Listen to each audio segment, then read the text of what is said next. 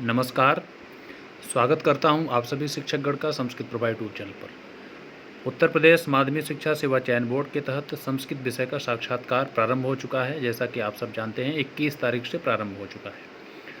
कुछ प्रतियोगी शिक्षकगण का 21 को है, किसी का 22 को है। इस प्रकार से लगभग पूरे अक्टूबर 16, 17 अक्टूबर या 22 अक्टूबर तक साक्षात्कार चलना है। तो इसी की कड़ी में कुछ महत्वपूर्ण बिंदुओं पर मैं चर्चा करूंगा जो अक्सर साक्षात्कार में पूछे जाते हैं। मैं बात करूंगा कि वाक्यकारम वररुचिम, भाष्यकारम पतंजलिम, पाणिनि सूत्रकारम च प्रणतो अश्म मुनित्रयम। आप देख सकते हैं कि ऐसा भी प्रश्न पूछा जाता है मुनित्रय। पहली बात, मुनित्रय में कौन कौन से आते हैं तो आप बताएंगे पाणिनि, कात्यायन, पतंजलि, यही क्रम भी है। और पाणिनि पहले हैं, यहाँ पर एक हटा दीजिएगा। वाक्यकार, वाक्यकार का मतलब वार्तिककार। वार्तिककार कौन है? वररुचि हैं, जिनका नाम कात्यायन है। भाष्यकारम पतंजलिम, अर्थात भाष्य जो लिखा है पाणिनि के अष्टाध्यायी पर वो हैं पतंजलि। और पाणिनि क्या है? सूत्रकार। पाणिनि की जो शैली है वह सूत्रात्मक शैली है। और इस प्रकार से महर्षि पाणिनि के सूत्रों पर दो प्रकार की व्याख्या हुई है।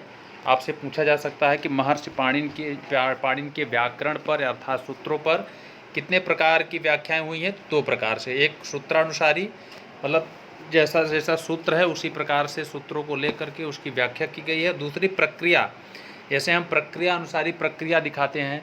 कोई संधि समास ले लेते हैं, जैसे भूतपूर्व की सिद्धि में प्रक्रिया दिखाते हैं, किस प्रकार से कौन सा सूत्र आता है, इस प्रकार के सिद्धांत।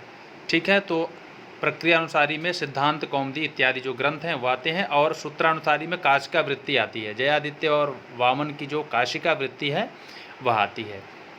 ऐसा प्रश्न पूछा जा सकता है।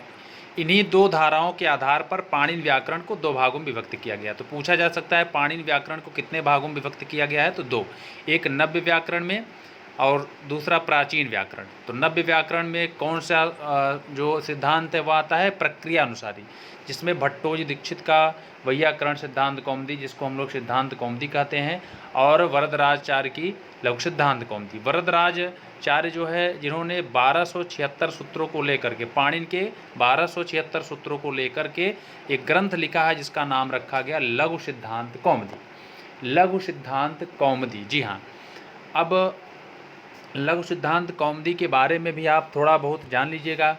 लघु सिद्धांत कौमुदी के मंगलाचरण में नत्वा सरस्वतीं देवीं शुद्धां गुण्यां करोम्यहं पाणिनि प्रवेशाय लघु सिद्धांत कौमुदी, ये मंगलाचरण किया गया है। इसमें मंगलाचरण में जैसे नमस्कारात्मक मंगलाचरण होता है, आशीर्वादात्मक मंगलाचरण होता है और वस्तु निर्देशात्मक होता है। तो ऊपर के लाइन में नत्वा सरस्वतीं देवीं शुद्धां गुण्यां करोम्यहं, ये पहली लाइन में जो है ये क्या किया गया है? उसमें नमस्कार किया गया है। जी हाँ, नमस्कार मंगलाचरण है, नमस्कार किया गया है। और दूसरी लाइन में वस्तु निर्देशात्मक मंगलाचरण है। इसलिए पूछा जा सकता है कि लघु सिद्धांत कौमुदी में किस प्रकार का मंगलाचरण है? तो आप बताएंगे नमस्कारात्मक भी है और क्या है? वस्तु निर्देशात्मक है। पाणिनि के ग्रंथ में सरलतम तरीके से पाणिनि प्रवेशाय, पाणिनि व्याकरण में प्रवेश के लिए पाणिनि का अष्टाध्यायी व्याकरण तभी समझ में आएगा जब आप सरल तरीके से लघु सिद्धांत कौमुदी पढ़ लेते हैं। तो लघु सिद्धांत कौमुदी की मैं रचना कर रहा हूँ किसके लिए? पाणिनि प्रवेशाय, पाणिनि के व्याकरण में प्रवेश के लिए। नत्वा सरस्वतीं देवी, सरस्वती देवी को जो शुद्ध स्वरूपा है, जो गुण स्वरूपा है, उनको मैं नमस्कार करके, नत्वा शब्द है, नम धातु से अक्त्वा प्रत्यय लग करके कर अर्थ में नत्वा बना है। ठीक है, तो ऐसे आप मंगलाचरण को भी देख लीजिएगा। और जो पहला सूत्र है जिसमें इन्होंने पहला सूत्र दिया है लघु सिद्धांत में, वह कौन सा है? इको यणच। जी हाँ, इको यणच। और अष्टाध्यायी का वृद्धिरादैच। ठीक है, तो आपको यह पता होना चाहिए कि कौन कौन से सूत्र लघु सिद्धांत कौमुदी में पहला जो सूत्र आया हो कौन सा है, तो ऐसा बताएंगे। ठीक है, अर्थात इको यणच। एक प्रश्न आप सबके लिए है, देखिए, प्राचीन सूत्रानुसारी में जयादित्य वामन कृत काशिका वृत्ति है और व्याख्या ग्रंथ भी हैं, कुछ व्याख्या ग्रंथ भी हैं पाणिनि के अष्टाध्यायी पर। तो वो है प्रौढ़ मनोरमा, लघु शब्देन्दु शेखर इत्यादि। प्रश्न आपके लिए है, संस्कृत भाषा का महत्व क्या है? इसका जवाब आप सभी को देना है। संस्कृत भाषा का महत्व पूछा जा सकता है। संस्कृत भाषा के महत्व में कम से कम संस्कृत में कम से कम 5 लाइन 6 लाइन संस्कृत में शब्दों को, वाक्यों को रख लीजिएगा। जी हाँ, मैं बता रहा हूँ संस्कृत भाषा का महत्व। हो सकता है आपसे कह दें कि आप संस्कृत भाषा में संस्कृत का महत्व 5 लाइन में बताइए, तो 5-6 लाइन आप रट लेंगे। आप निबंध की किसी भी पुस्तक से अपने से भी बना सकते हैं, 5 लाइन बना लीजिए संस्कृत भाषा का महत्व। छंदः पादौ तु वेदस्य हस्तौ कल्पोऽथ पठ्यते, ज्योतिषामयनं चक्षुर्निरुक्तं श्रोतम् उच्यते, शिक्षाग्रहणं तु वेदस्य मुखं व्याकरणं स्मृतं, तस्मात् सांगम अधीत्यैव ब्रह्मलोके महीयते। यहाँ से पूछा जा सकता है, देखिए वेद रूपी पुरुष का जो 6 वेदांग हैं, वेद रूपी पुरुष का विभिन्न प्रकार के अंग बताए गए हैं। छंदः पादव, जो एक छंद है, जो वेदांग छंद है, उसको वेद रूपी पुरुष का पैर कहा गया। हस्त हाथ, कल्प को हाथ कहा गया। ज्योतिष ज्योतिष जो ज्योतिष है आपका, जो षड वेदांग है, उसको आँख, और निरुक्त को स्रोत, और शिक्षा को घ्राण, घ्राण मतलब नासिका, वेद और मुखम व्याकरणम, व्याकरण को मुख। अर्थात ये जो कल्पना की गई है रूपक की, इसमें बहुत ही अच्छा है। पूछा जा सकता है कि व्याकरण को क्या कहा गया है? मुख। वेद रूपी पुरुष का मुख क्या है? व्याकरण। वेद रूपी पुरुष का मुख क्या है? व्याकरण। और षड वेदांगों में सबसे प्रधान कौन सा है? व्याकरण। याद रहे। व्याकरण का महत्व देखिए, यद्यप बहुनाधीशे तथापि पठ पुत्र व्याकरणम, यहाँ पठ शब्द छूटा हुआ है, आप नोट करें। पठ पुत्र व्याकरणम, स्वजनः स्वजनः मा भूत सकलम शकलम सकृत छकृत, यहाँ संधि हो गई है। तो ध्यान दीजिएगा, यद्यपि बहुत बहुनाधीशे, अगर आपको बहुत नहीं पढ़ना है फिर भी आपको व्याकरण तो जरूर पढ़ना चाहिए। क्यों पढ़ना चाहिए? क्योंकि हम अगर व्याकरण नहीं पढ़ते हैं तो स्वजन, ये स्वजन जो आया है वह आया है अपने लोगों के लिए। अर्थात जो पहले पहले शब्द आ रहे हैं वो अच्छे अच्छे अर्थों में आ रहे हैं, और जो बाद में आ रहे हैं वो खराब खराब अर्थों में। तो स्वजन मतलब अपने जन के स्थान पर कहीं पर कुत्ता जन न कह दिए, स्वजन। एक स्वजन है, एक स्वजन है। तो माँ भूत न हो जाए। सकलम शकलम, एक शकल का अर्थ है संपूर्ण, एक शकल का अर्थ है टुकड़ा, और सकृत छकृत। ठीक है, इस प्रकार से आप देख, एक शकलम और एक शकल, शकल मतलब संपूर्ण। तो जब हम व्याकरण पढ़ते हैं, जब हम व्याकरण का अध्ययन करते हैं, तभी हमको यह ज्ञात होता है। क्या ज्ञात होता है? कि हमें यद्यप बहुनाधीशे तथापि पठ पुत्र व्याकरणम, स्वजनः स्वजनो मा भूत सकलम शकलम सकृत छकृत। तो पिता अपने पुत्र से व्याकरण पढ़ने के लिए कहता है कि हे पुत्र, यद्यप तुमने बहुत पढ़ लिया है फिर भी व्याकरण को पढ़ो, क्योंकि व्याकरण पढ़ने से ही तुम स्वजन को, अर्थात अपने जन के स्थान पर स्वजन कुत्ता, और सकल संपूर्ण के स्थान पर सकल मतलब टुकड़ा, और सकृत एक शब्द का जो देख लीजिए, मैंने बताया था जो पहले पहले शब्द आते हैं वो अच्छे अच्छे अर्थों में हैं। ये पहला शब्द अच्छे अर्थ में, दूसरा बुरे अर्थ में, कुत्ता के लिए। और शकल मतलब संपूर्ण, संपूर्ण में स ये वाला लिखते भी हैं आप। और ये शकल मतलब टुकड़ा। और एक शकित का मतलब होता है, एक शकित का मतलब एक बार। और एक छकृत, यहाँ सकृत ये तालव्य सा है, अगर ये सकृत लिखा रहेगा तो इसका मतलब होता है विष्ठा या मल। इसको हम मल बोलते हैं, टॉयलेट। ठीक है, अगर आप व्याकरण नहीं पढ़ेंगे तो हम अगर उच्चारण दोष कर देंगे, हमको बोलना है स्वजन कि हमारे लोग आ रहे हैं, हम बोल दिए स्वजन अर्थात स तालव्य सा का उच्चारण कर दिए तो कुत्ता लोग आ रहे हैं, तो मतलब आपके रिश्तेदार आ रहे हैं और आप व्याकरण का ज्ञान नहीं है तो आप गलत उच्चारण कर देंगे। ठीक है, देखिए व्याकरण के मुख्य प्रयोजन होते हैं 5, आपसे पूछा जा सकता है। ऊहा, रक्ष, लघु, आगम, असंदेह, ये 5 जो हैं क्या हैं व्याकरण के, जी व्याकरण के क्या है मुख्य प्रयोजन है। गौड़ प्रयोजन 13 है, लेकिन आपको ऐसा नहीं पढ़ना है, ज़्यादा नहीं पढ़ना है, केवल आपको यही 5 प्रयोजन याद रखना है, क्योंकि पूछा जा सकता है। जी हाँ, पूछा जा सकता है। हम रक्षा के लिए वेद इत्यादि की रक्षा के लिए व्याकरण पढ़ते हैं, ऐसा आपसे पूछा जा सकता है, रक्षा। और दूसरा ऊह, हम जब हमको विभक्तियों का, लिंगों का विपरिणाम करने में जब हम असहज महसूस करते हैं तो उसमें हमें व्याकरण सिखाता है। लिंग विभक्ति इत्यादि के परिणाम के लिए, ठीक है। आगम वेदों तथा षड वेदांगों के अध्ययन के लिए, आगम का मतलब यहाँ वेद है, और लघु मतलब सरलता के लिए, मतलब हम सरल तरीके से किसी चीज़ को अध्ययन कर लें, सरलता के लिए। लघु पदार्थ का निरूपण करने वाला, ठीक है।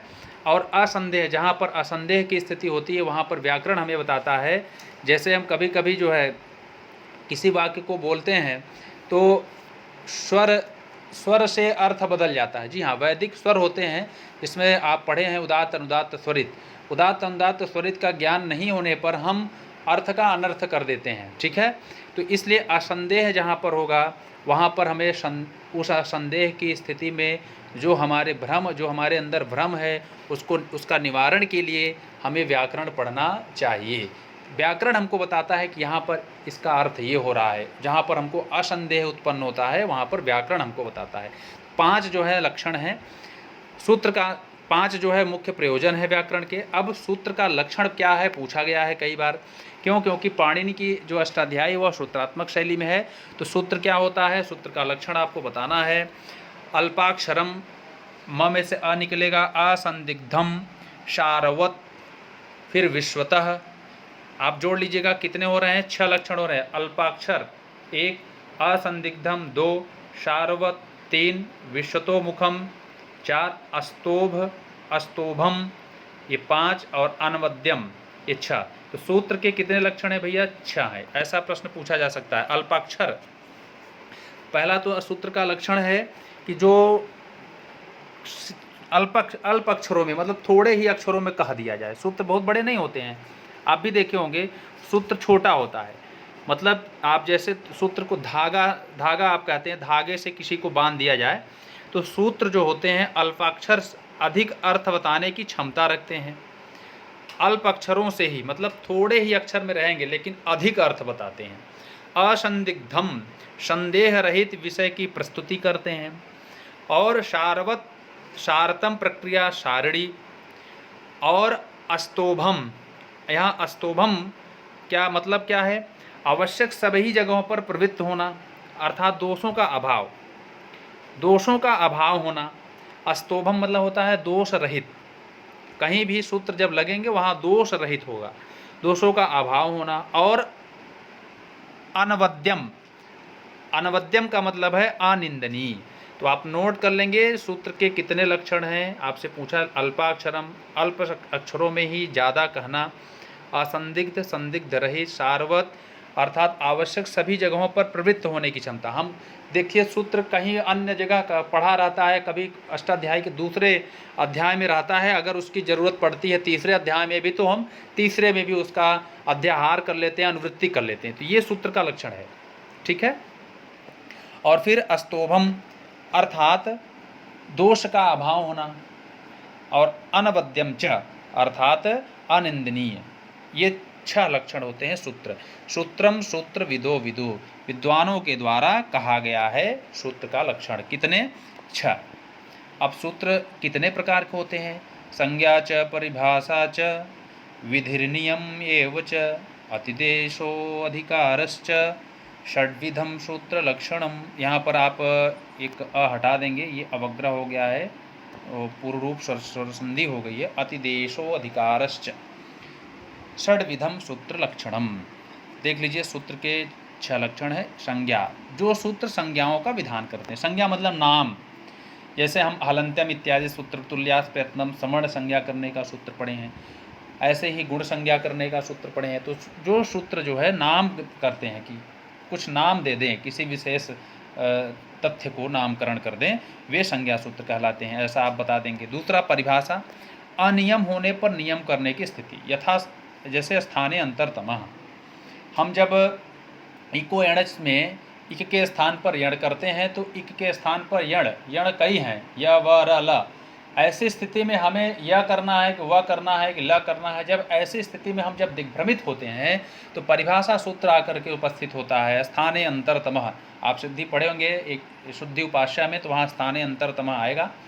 तो वहाँ पर स्थाने अंतरतमः कहता है जिसका स्थान, उच्चारण स्थान इत्यादि और समान हो, ठीक है। तो सदृश हो, उसी की वहाँ पर उपस्थिति होगी। ये अनियम उपस्थित हो रहा था, उसके अनियम को नियम में परिवर्तित किया, अर्थात वहाँ य व र ल में से कोई एक जाएगा, यह नियम बन जाएगा। ठीक है। ऐसे यथा संख्याम अनुदेश समानाम, जब हम एचो अयवा यावह पढ़ते हैं तो वहाँ पर एच के स्थान पर अय अव अय जो भी आदेशित होता है तो यथा संख्या में होता है, वहाँ पर भी यथा संख्याम अनुदेशा समानाम जो है सूत्र आकर के जो है अनियम को नियम करता है, अर्थात जहाँ पर अनियम की उत्पत्ति होती है वहाँ पर नियम करे। ठीक है। विधि सूत्र, जो सूत्र यण गुण वृद्धि प्रत्यय आदेश का विधान करते हो, जैसे यण का विधान, गुण का विधान, वृद्धि का विधान, जब हम इको एणच सूत्र पढ़ते हैं तो वहाँ पर हमको ये विधि सूत्र है, इको एणच इत्यादि। आद गुणा, आत, यहाँ पर अ अथवा आ के बाद कोई स्वर हो तो गुण संज्ञक वर्ण अ ए ओ में से कोई आदेशित होता है, याद गुण है, ये विधि करता है, विधान करता है। ठीक है। नियम सूत्र, किसी सूत्र के द्वारा कार्य सिद्ध होते हुए इसी कार्य के लिए यदि किसी अन्य सूत्र को पढ़ा गया हो तो वह सूत्र नियम सूत्र कहलाता है। जैसे पति ही समास एव। आप ऐसे उदाहरण और सूत्र की परिभाषा नोट कर लेंगे दिमाग में, और आपसे अगर पूछा जाता है, जरूर पूछा जाता है, नियम सूत्र क्या है, परिभाषा सूत्र क्या है, अधिकार सूत्र क्या है, जरूर पूछा जाता है। ठीक है। तो अधिकार सूत्र, अतिदेश क्या है, जो वैसा नहीं है उसे वैसा मानना अतिदेश है। जैसे अंतादिवच्च उदाहरण है, एक एक उदाहरण हमने दे दिया, आप अपना और भी सूत्र खोज सकते हैं। अधिकार, जो अपने क्षेत्र में कोई कार्य नहीं करते हैं किंतु दूसरे सूत्र के साथ मिलकर उसके सहायक होते हैं, उसे अधिकार सूत्र कहते हैं। जैसे कारके, प्रत्यय, परश्च, धातु इत्यादि जो सूत्र हैं ये अधिकार सूत्र हैं, बहुत सारे अधिकार सूत्र हैं। आप ये अपने स्थान पर स्वतंत्र रूप से कुछ नहीं करते हैं, लेकिन ये कहीं दूसरे जगह जा कर के साथ में मिल करके उसके कार्य को में सहायक होते हैं, उसे अधिकार सूत्र कहते हैं। अधिकार एवं अनुवृत्ति में क्या अंतर है, ऐसा पूछा जाता है। अधिकार सूत्र की परिभाषा आपने जान लिया। अनुवृत्ति जो होते हैं अपने स्थान पर तो काम करते ही हैं, साथ ही साथ दूसरे सूत्रों के साथ भी मिल करके काम करते हैं। ठीक है।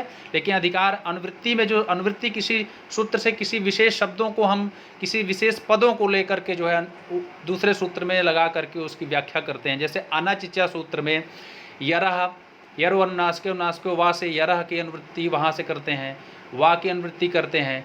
और इसी प्रकार से हर जगह जो है जहाँ सूत्र की व्याख्या स्वतंत्र रूप से नहीं हो पाती है तो पीछे से अष्टाध्यायी के जो क्रम में पीछे सूत्र होते हैं उनसे हम अनुवृत्ति कर लेते हैं विशेष पदों का। ठीक है।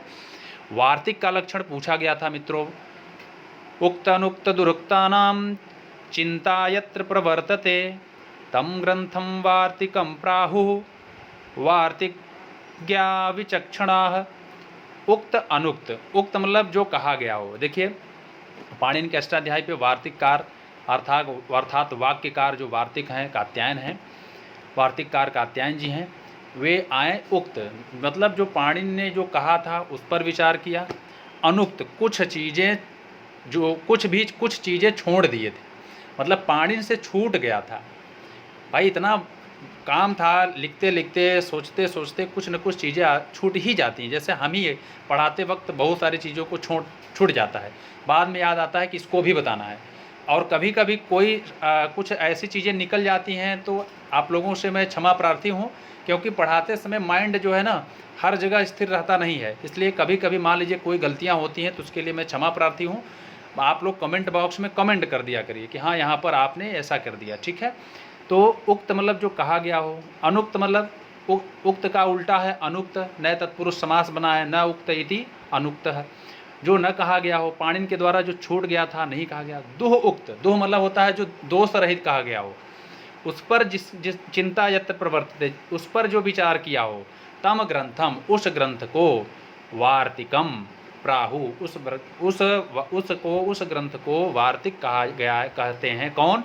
वार्तिक गया विचक्षणा, वार्तिककार विद्वान लोग उस ग्रंथ को वार्तिक कहते हैं। ठीक है। प्राहु, यहाँ आहु शब्द बना है, ब्रू धातु का विकल्प से रूप बनता है, याद कर लीजिएगा। लट लकार में ब्रू धातु का 5 स्थानों पर रूप जो है अलग हो जाते हैं, मतलब विकल्प से कुछ रूप बनते हैं। आह आहतु आहु ऐसा रूप बनता है, इसलिए आपको सावधान हो जाना है। ब्रू जो बोलने की धातु है वहाँ पर लट लकार में विकल्प से जो बनता है उसमें विकल्प वाले रूप आपसे पूछे जा सकते हैं, क्योंकि या भी वहाँ पर आपका है वहाँ पर जो आप मंगलाचरण पढ़ते हैं अभिज्ञान शाकुंतलम का, याम आहु सर्वबीज प्रकृति यया प्राणिनः प्राणवंता, याम आहु शब्द पूछा जा सकता है, क्योंकि सावधान हो जाइए। भाष्य का लक्षण देखिए मित्रों, सूत्रार्थो वर्णते यत्र पदम सूत्रानु। देखिए जो कात्यायन थे उन्होंने क्या किया था, उन्होंने पाणिनि के सूत्रों पर कमियां भी निकाली थी, लेकिन जो भाष्यकार हैं उन्होंने एक तरीके से वार्तिककार के जो विचार थे उनका खंडन किया था और पाणिनि के विचारों का मंडन किया था, ऐसा आपसे पूछा जा सकता है। भाष्यकार जो है पाणिनि के बहुत बड़े सपोर्टर थे, लेकिन वार्तिककार जो कात्यायन हैं उन्होंने क्या किया था, उनकी बातों को जो उन्होंने कहा था वो उस पर तो विचार किए हैं, साथ ही जो नहीं विचार कर पाए थे उनको भी उन्होंने लिखा है। जैसे री और री का जो है समर्ण संज्ञा वार्तिक दिए हैं, री वर्णयोर मिथ सावर्ण्यम वाच्यम, ये वार्तिक है। री और री वर्ण की झूठ मूठ की परस्पर, मिथा मतलब परस्पर सवर्ण संज्ञा कर दिए हैं। ये छूटा हुआ चीज़ था, तो इन्होंने वार्तिककार ने री वर्णयोः मिथः सावर्ण्यम वाच्यम ऐसा वार्तिक दिया है। ठीक है, बहुत सारे वार्तिक हैं, आप पढ़ सकते हैं। तो भाष्यकार ने लक्षण दिया है भाष्य का, सूत्रार्थो वर्णते यत्र पदम सूत्रानुसार भी, यहाँ सूत्रा हो गया, सूत्रा कर लीजिएगा ठीक है। अब देखिएगा सूत्रानुसार भी, सूत्र का अर्थ का जहाँ पर वर्णन हो, और वो भी जो यत्र पदम सूत्रानुसार भी, अर्थात जहाँ पर सूत्र के अनुसार जो है उसकी व्याख्या हुई हो। स्वपदान च वर्णन्ते, और अपने पदों को भी मिला करके अपना विचार भी दिया गया हो। स्वपदान च वर्ण्यन्ते भाष्यम भाष्य विदो विदु, जहाँ पर अपने खुद का भी पद दिए गए हों, अर्थात शब्द दिए गए हों, अपने विचार दिए गए हों, वो वहाँ पर भी जो वर्ण्यन्ते भाष्यम भाष्य विदो विदु, उसे भाष्य कहे हैं विद्वान लोग। ठीक है, तो आपसे इस कारिका को भी पूछा जा सकता है, आप ऐसे भी इसको अगर याद कर लेते हैं तब भी आपका काम चल जाएगा। ठीक है, सूत्रार्थो वर्णते यत्र पदम सूत्रानुसार भी स्वपदांच वर्णन्ते भाष्यम भाष्य विदो विदु। मतलब देखिए भाष्य जब पढ़ेंगे तो पाणिनि के सूत्रों का भी वर्णन किए हैं, वार्तिककार के भी वार्तिकों का भी वर्णन हुआ है। किसने वर्णन किया है? पतंजल ने। और अपना भी विचार दिए, अपने वाक्यों में अपने शब्दों में भी वर्णन किए हैं, इसलिए भाष्य कहा जाता है। तो मैं उम्मीद करूंगा कि आप सबको यह वीडियो अच्छा लगा है। यदि अच्छा लगा हो तो एक बार लाइक बटन दबा करके अपना स्नेह और प्रेम इस चैनल के प्रति ज़रूर प्रकट करें। कुछ लोग बहुत ही आलसी प्रकृति के हैं, मैं बार बार कहता हूं कि आप सब अपना खुद का अगर देखेंगे तब काम गड़बड़ होगा। जब आप अपने के साथ साथ दूसरे के कार्यों को भी देखते हैं तो ज़रूर कहीं न कहीं से ईश्वर आपकी सहायता करते हैं।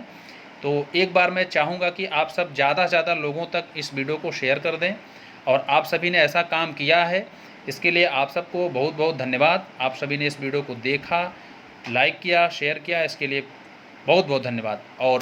और जिसका इंटरव्यू हो चुका है, अर्थात 21 तारीख को हो जाएगा, जिनका 22 तारीख 23 तारीख जब भी होगा, ज़रूर एक बार कमेंट बॉक्स में उन प्रश्नों को ज़रूर दीजिएगा जो प्रश्न आपसे पूछे जा रहे हैं या पूछे जा चुके हैं। बिल्कुल आप सबसे मैं उम्मीद करूंगा कि आप सब ज़रूर कमेंट बॉक्स में कमेंट करेंगे, उन प्रश्नों को ज़रूर बताएंगे जो आपसे पूछे जा रहे हैं, ताकि और को भी उसी प्रकार से आइडिया मिल जाए, एक आधार मिल जाए कि हम क्या पढ़ सकते हैं। ठीक है, तो मदद करनी चाहिए, तो ईश्वर ज़रूर आपके साथ खड़ा होगा, और भगवान करेगा तो आप सभी का अंतिम रूप से चयन भी होगा। तो मिलते हैं पुनः दूसरे वीडियो के साथ। धन्यवाद।